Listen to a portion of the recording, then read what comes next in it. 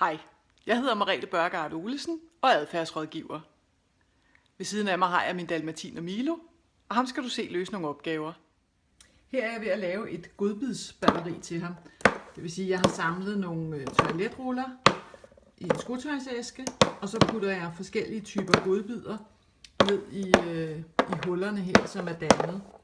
Og så bliver hans opgave så at pille det op af igen. Det er sådan lidt mental aktivering.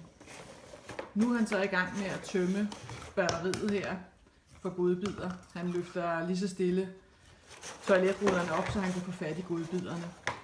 Den mentale aktivering er utrolig vigtig for vores hunde. Ikke kun i forhold til nytår, men sådan generelt set.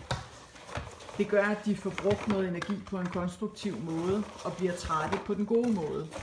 Vi kan ikke køre dem fysisk træt på samme måde, som vi kan køre dem mentalt træt i forbindelse med de her forskellige opgaver.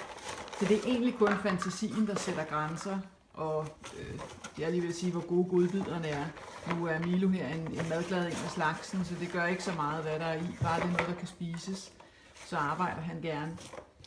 Man kan variere godbidderne, så der nogle steder er rigtig lækre, og andre steder bare er den almindelige mad. Det hele plejer som regel at glide ned, når de er i gang, fordi de synes, det er sjovt at arbejde på maden. Så god fornøjelse med at lave dit eget godbidsbatteri.